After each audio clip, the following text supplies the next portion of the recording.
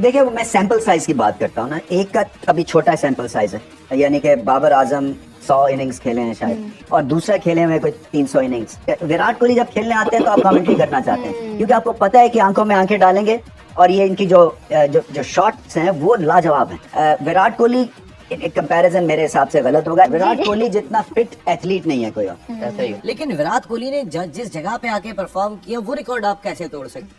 और उन्होंने Indian cricket को यहाँ से यहाँ ले गए हैं because of his attitude and body language. और बिल्कुल जिस तरह से हम कोशिश करते हैं ना कि ये क्रिकेट इस लिहाज से खेली जानी चाहिए, वो उस पैमाने पे पूरा उतरते हैं। तो वो 100% देते हैं, वो आंखों में आंखें डाल के बात करते हैं ऑपोजिशन से। वो जितनी बड़ी ऑपोजिशन उतनी बड़ी परफॉर्मेंस देते हैं। ऑस्ट्रेलिया से पंगा लेते हैं, इंग्लैंड से पंगा लेते हैं, पाकिस्तान से नहीं लेते, क्योंकि कल्चरली हम एक जैसे रिस्पेक्ट करते हैं। तो ये भी पता है उनको कि उनकी बाउंड्री लाइन क्या है। और फिर उसके बाद उनका जो सैंपल साइज है ना परफॉर्मेंस का, वो बाबर आजम से ज्यादा है। सैंपल साइज से मुराद है कि बाबर आजम ने अगर 100 मैच खेले हैं तो उन्होंने 400 मैच खेले हैं। और बाबर आजम का जो रियल टेस्ट होगा कि 400 मैच के बाद क्या इस परफॉर्मेंस को वो लेके जा सकेंगे या नहीं। विराट कोहली ने करके दिखा दी। देखिए बहुत बड़ी बात है कि भारत में सचिन तेंदुलकर को ऑलमोस्ट भुला दे कोई, और एक नया सुपरस्टार निकले जो कि उसके लेवल का या उससे बड़ा हो, क्योंकि इनसे बड़ा रन चेजिंग एसेट भारत को नहीं मिला। और सर आप बिल्कुल एक बात बिल्कुल ठीक कह रहे हैं कि मतलब आपका असल इम्तिहान वो होता है कि जब आपने एक लंबी इनिंग खेली हो और उसके बाद भी आपकी परफॉर्मेंस वैसी रहे, क्योंकि अक्सर लोगों की कुछ सालों के बाद परफॉर्मेंस वैसी नहीं रहती है। और फिर देखिए डिस्ट्रैक्शंस कितनी है वहाँ पे, प्रेशर और किस्म का है। बाबर आजम में प्रेशर है, यहाँ पे फैंस जब उनसे एक्सपेक्टेशंस लगाते हैं।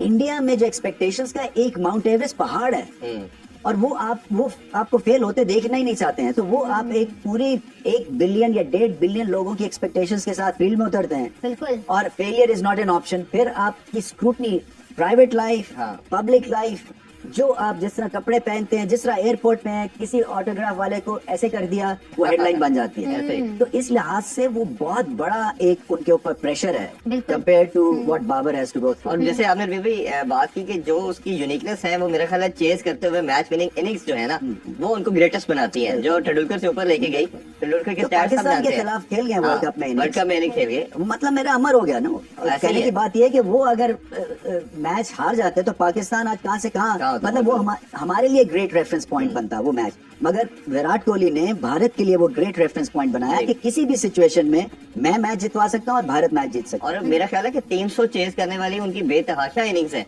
जो दुनिया में किसी बैटर की नहीं है, कि जिस तरह उन्होंने एक डेकेड के अंदर अपना नाम बनाया। और सिर्फ पाकिस्तान नहीं, ऑस्ट्रेलिया की बात कर लें, फुल शॉट अच्छी खेलते हैं, ऑन ऑफ। सर हमारी सोसाइटी का भी ये मसला है कि हम हर किसी को एक दूसरे से कंपैरिजन करते हैं, लेकिन जो इस तरह के लेजेंड्स होते हैं, मतलब अगर विराट कोहली की बात करें तो वो लिविंग लेजेंड ही है, जिस तरह की उन्होंने मैच इनिंग्स खेली हैं या जिस तरह की उनकी सीरीज चली है। हम सोच नहीं सकते थे कि गेंद ऐसे आ रहा है 150 की स्पीड पर, आप उसको उल्टी शॉट मार के कीपर के ऊपर से छक्का मार, ये मतलब इम्पॉसिबल एंगल्स हैं। तो ठीक है, बाबर आजम को ये टाइटल दिया जाता है कि वो दुनिया के नंबर 1 बैटर है, लेकिन जहां पर हम बड़े मैचेस देखते हैं, क्रंच मैचेस देखते हैं, उसमें वो परफॉर्मेंस नहीं कर पाते। नेपाल जैसी टीम और छोटी जो टीम्स होती हैं, जो ज़ाहिर नई टीम्स होती हैं, उन पे तो उनका परफॉर्मेंस हमें अच्छी नजर आती है, रन्स भी ज्यादा कर लेते हैं, लेकिन जो मेन मैचेस हैं उसमें उनकी परफॉर्मेंस नहीं होती। लेकिन विराट कोहली ने जिस जगह पे आके परफॉर्म किया वो रिकॉर्ड आप कैसे तोड़ सकते हैं? अगर हमने जैसे कल डिस्कस किया था आपको कि 2022 के एशिया कप में सिर्फ 54 रन स्कोर किए थे बाबर आजम ने, तो अगर मैं 2022 का एशिया कप देखता हूँ तो हमारा बाबर आजम ने सिर्फ 10 रन बनाए थे इंडिया के खिलाफ, तो उन्होंने 60 रन किए थे 44 गेंदों पे। बाबर आजम के कुल रन जो है वो 5 मैचों में 54 थे, जबकि विराट कोहली ने अगर हम देखें तो 276 रन एशिया कप 2022 में स्कोर कर दिए थे। कहाँ 54, कहाँ टूर्नामेंट की मैं बात कर रहा हूँ, इवेंट की बात कर रहा हूँ मैं, और पाकिस्तान के खिलाफ मैच की बात कर रहा हूँ। देन अगर वर्ल्ड T20 2022 की बात कर लेते हैं, बाबर आजम 0 पे आउट हुए इंडिया के खिलाफ, और वहां पे जो है वो वर्ल्ड कप में जो 82 रन 53 गेंदों पे की, उसे आज भी T20 की टॉप इनिंग करार देते हैं जो पाकिस्तान के खिलाफ उन्होंने खेली थी, और एक नामुमकिन को मुमकिन बना दिया था उन्होंने। ये विराट कोहली ने किया था, और उस मैच में हमारे बाबर 0 पे आउट हुए थे। और अगर मैं वर्ल्ड कप में रन्स देख लेता हूँ तो मुझे 2022 वर्ल्ड कप में 254 रन्स दिखाई देते हैं, टॉप स्कोरर बने थे विराट कोहली उस इवेंट के। और मैं अगर बाबर को देख लेता हूँ तो वर्ल्ड कप में उनके 120 आधे भी रन नहीं थे 6 मैचों के अंदर, तो इतना बड़ा फर्क आपको दिखाई दे रहा है मेन मैचेस में। और फिर अगर इस एशिया कप की बात कर लें बाबर आजम ने इस एशिया कप में 207 रन बनाए, कोहली ने अब तक 129 रन बनाए। लेकिन जो क्रूशल मैच था, जो मेन मैच था, उसके अंदर कोहली ने 129 में से पाकिस्तान के खिलाफ जो मेन मैच था उसमें 122 रन स्कोर किए। हमारे बाबर आजम की अगर हम परफॉर्मेंस देखते हैं तो उन्होंने 10 रन बनाए। तो कहने का मकसद है बाबर साहब आपके 151 रन अगेंस्ट नेपाल वो कोई वैल्यू नहीं रखते हैं। आप अगर कंपैरिजन करें, देखें जी विराट कोहली से मुकाबला किया जाता है, बाबर आजम का स्टाइलिश दोनों है, खूबसूरत दोनों है, लेकिन यहाँ से और यहाँ से मुझे कोहली ज्यादा तगड़े लगते हैं जो मेन मैचेस में परफॉर्म करते हैं। तो क्या हमारे यहाँ जो रैंकिंग देते हैं वो सिर्फ नंबर ही देख के देते हैं कि जी इतने रन ज्यादा है तो है, कि ये कोई चीज इंपॉर्टेंट नहीं रखती कि बनाए किसके खिलाफ है। अगर आप इंडिया पाकिस्तान की मैच की बात करें, अगर उसमें बाबर सेंचुरी मारते तो हम उन्हें कहते हैं कि बाबर यहाँ है, उसमें आप स्कोर नहीं कर पा रहे। नेपाल जैसी टीम में तो अगर आपको किसी नए प्लेयर को चांस देना चाहिए था, जैसे कि इंडिया ने कल के मैच में दिया, तो ये तो फिर वही बात हो गई कि सिर्फ नंबरिंग का गेम चल रहा है कि जी बस नंबर्स बढ़ाते जाओ, रन बढ़ाते जाओ और स्कोर चाहे फिर मैच चाहे कहीं भी जाए। ये बड़ा प्लेयर वो है जो बड़े ओकेजन पे परफॉर्म, बिल्कुल यही चीज इंपॉर्टेंट है। कहने का मकसद है कि उन्होंने ये जरूर बताया कि हम मारते हुए आउट हो गए लेकिन वो लड़ते हुए दिखाई दिए। असली चीज जो होती है वो यही होती है कि आपकी फाइट कितनी है। हम 357 के जवाब में 128 पे आउट हो रहे हैं और 2 खिलाड़ी हमारे आए नहीं, उन्होंने कहा कि बेहतर करने में हमारा कितना रोल होता अगर वो 25-30 रन आके वो दोनों ऐड कर देते, क्योंकि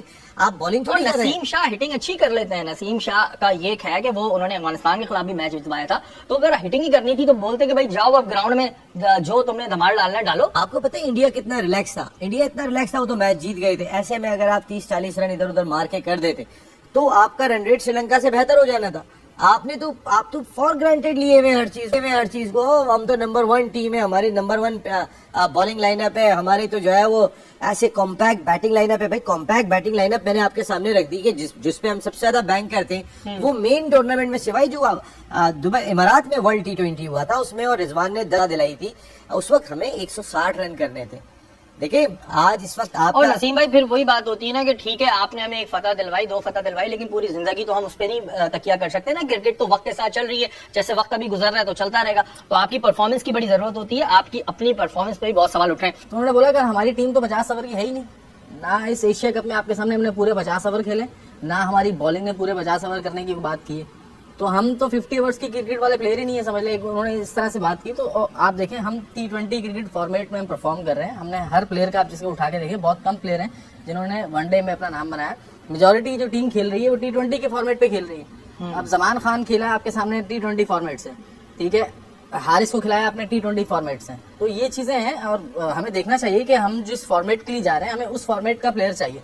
सबसे मेन चीज मैं बार बार ये कहता हूँ कि देखें रिप्लेसमेंट्स बननी चाहिए, रिप्लेसमेंट्स होनी चाहिए। जब प्लेयर को आप अगर जो लड़का परफॉर्म नहीं कर रहा तो आप उसका रिप्लेस करेंगे तो उसको फील होगा कि यार मुझे परफॉर्म करना है, मुझे वापस टीम में आना है। अगर हम पाकिस्तान के पिछले 6 महीने की जीत देखें, जो उन्होंने ज्यादातर 6 महीने में मैचेस जीते हैं, वो मैंने ये देखा है कि काफी जो इतनी ज्यादा मजबूत टीम्स दी थी उनके खिलाफ उन्होंने अच्छी परफॉर्मेंस मुजाहिरा किया अपने मुल्क में।